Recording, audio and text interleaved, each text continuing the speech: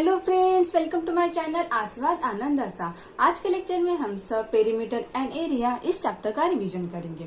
सबसे पहले देखते हैं perimeter. The sum of the length of all side of a close figure is the perimeter of that figure.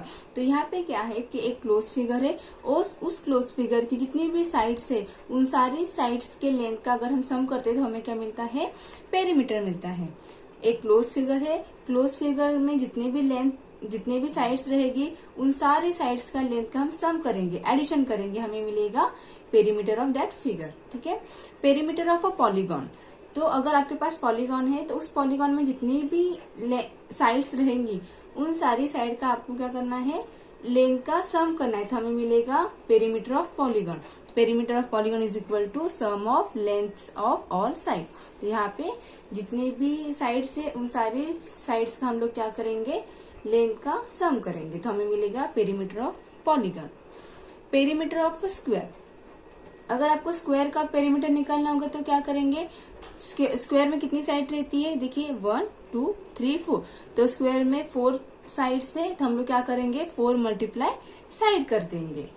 Perimeter of square of side A. अगर उस square का अगर side ए है तो हम लोग उसका पेरीमीटर कैसे निकालेंगे, 4 मल्टीप्लाई ए, क्योंकि उसकी साइड क्या है, ए है, इसलिए 4 मल्टीप्लाई ए करेंगे।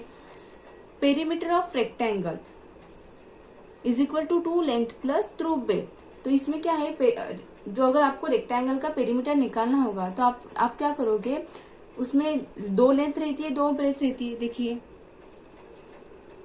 इसे कहते हैं हम लोग रेक्टेंगल। तो इसमें क्या है, ये लेंथ है, ये ब्रेथ है। ठीक है, ये लेंथ है, ये ब्रेथ है। तो कितनी ब्रेथ हो गई, 2 ब्रेथ हो गई। कितनी लेंथ हो गई, 2 लेंथ हो गई। तो 2 लेंथ प्लस 2 ब्रेथ करेंगे तो हमें क्या मिलेगा, perimeter of rectangle. Perimeter of rectangle with length L and breadth B is 12 plus 2b। अगर यहाँ पे हमने एल कंसिडर किया, यहाँ पे बी कंसिडर किया ना, लेंथ और ब्रेथ को हमने इससे डिनोट किया। लेंथ के लिए एल से डिनोट किया, ब्रेथ के लिए बी से डिनोट किया। तो कैसे आएगा यहाँ पे 12 प्लस 2b। तो हम लोग इसको ऐसे भी लिख सकते हैं, दोनों यहाँ पे 2 कॉमन है ना, इसमें भी 2 है, इसमें भी 2 है, तो 2 बाहर निकाल के ब्रैकेट में लेंथ प्लस ब्रेथ करके इससे भी हम लोग पेरीमीटर ऑफ रेक्टेंगल निकाल सकते हैं। तो पेरीमीटर कैसे निकालते हैं, जो भी हमारे पास फिगर है उसकी जितनी भी साइड्स है उन सारी साइड के लेंथ का हम लोग क्या करते हैं, सम करते हैं, तो हमें मिलता है पेरीमीटर। अभी एरिया देखते हैं। Area of square is equal side multiply side. तो ए देखिए, ये स्क्वायर, ये क्या है, स्क्वायर है। तो ये पेरीमीटर क्या होता है, जो साइड्स रहती है उन सब का क्या होता है, सम होता है, तो उसे बोलते हैं हम लोग पेरीमीटर। तो ये पेरीमीटर के अंदर वाला ये पोर्शन है, अंदर वाला ये जो भाग है, इसे हम लोग क्या बोलते हैं, एरिया बोलते हैं। तो स्क्वायर का एरिया कितना हो जाएगा, लेंथ साइड मल्टीप्लाई साइड हो जाएगा। एरिया ऑफ स्क्वायर क्या हो जाएगा, साइड मल्टीप्लाई साइड। तो ये क्या हो जाएगा, साइड का स्क्वायर हो जाएगा। ठीक है।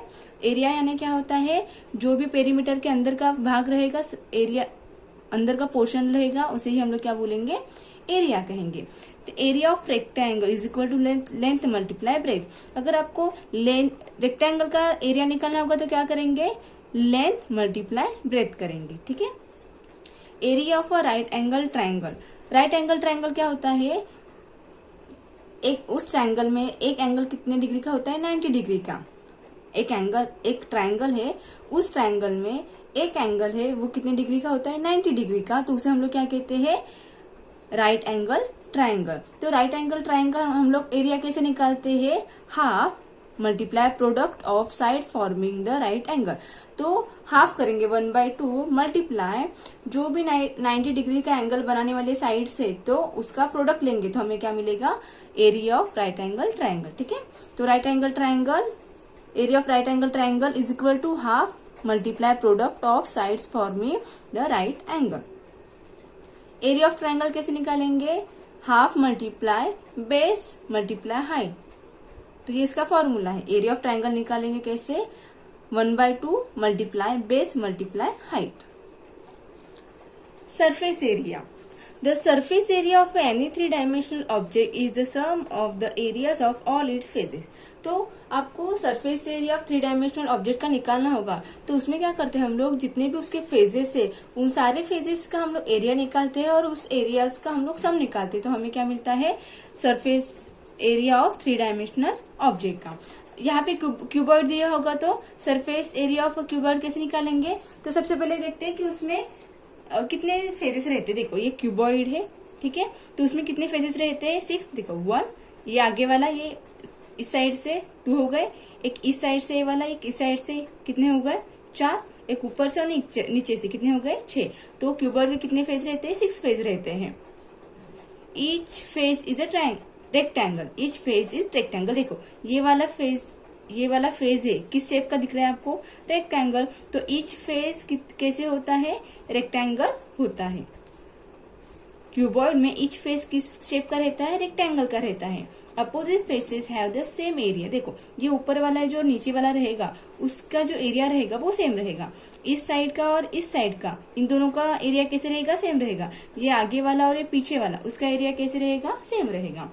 Each edge is perpendicular to the 2 edges it meets. तो देखो ये वाली एज आ रही है, तो ये क्या है? ये वाली एज और इस वाली एज को क्या है? परपेंडिकुलर है।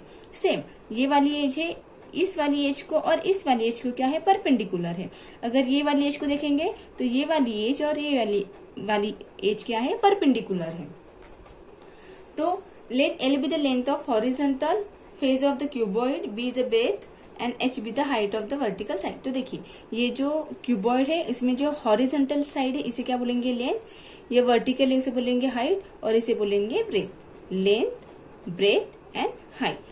तो इसका अगर टोटल सरफेस एरिया निकालेंगे तो कैसे निकालेंगे? Total surface area of cuboid is equal to 2 bracket में length multiply breadth plus breadth multiply height plus height multiply length. अभी सरफेस एरिया ऑफ क्यूब देखेंगे तो क्यूब के कितने फेज रहते हैं? 6 फेजेस रहते हैं। देखो एक इस साइड से, एक इस साइड से, एक ऊपर से, एक नीचे से, एक आगे से, एक पीछे से। कितने हो गए? 1 2 3 4 5 6। तो क्यूब के कितने फेज रहते हैं? 6 फेज रहते हैं। Each phase is square. देखो ये वाला फेज किस तरह से दिख रहा है आपको? किस शेप में दिख रहा है? स्क्वायर। तो क्यूब में ईच फेज किस शेप का होता है? स्क्वायर का होता है। Area of all phases is equal. तो क्यूब में क्या होता है कि एरिया होता है ईच फेज का, हर एक फेज का कितना रहेगा? एरिया सेम रहेगा, ठीक है। मतलब जितने भी यहाँ पे फेजेस है उन सारे फेजेस का जो एरिया रहेगा वो इक्वल रहेगा, सेम रहेगा। Let the side of each square be L. तो यहाँ पे देखो जो भी यहाँ पे स्क्वायर है इस क्यूब में, ये एक स्क्वायर है, तो हर एक स्क्वायर में जो लेंथ रहेगी वो क्या रहेगी? एल रहेगी, सेम रहेगी। Area of one face of the cube is equal to area of square. तो इस क्यूब में एक फेज का अगर हम लोग एरिया निकालेंगे तो किसके बराबर रहेगा? एरिया ऑफ स्क्वायर के बराबर रहेगा, यानी कि साइड मल्टीप्लाई साइड, ठीक है। तो टोटल सरफेस एरिया ऑफ कितना आएगा? Total surface area of cube कितना आएगा? सम ऑफ एरियाज ऑफ 6 स्क्वायर्स। तो सम करेंगे किसका? जो भी 6 फेजेस है उसके एरियाज का हम सम करेंगे तो हमें क्या मिलेगा? उसका टोटल सरफेस एरिया मिलेगा। तो कितने फेजेस थे? 6 मल्टीप्लाई स्क्वायर का एरिया क्या होता है? साइड का स्क्वायर। तो यहाँ पे साइड क्या है? एल है, तो हम लोगों ने लिखा 6 मल्टीप्लाई एल का स्क्वायर, ठीक है। समझ में आया कि सरफेस एरिया ऑफ क्यूब कैसे निकालते हैं? 6 मल्टीप्लाई एल का स्क्वायर। अगर आपको ये लेक्चर पसंद आए तो लाइक करें, शेयर करें, कमेंट करने के लिए मत भूलना। अगर आपको लेक्चर पसंद आए तो लाइक करें, शेयर करें, और कुछ भी डाउट होगा तो कमेंट करने के लिए मत भूलिएगा। Thank you for watching.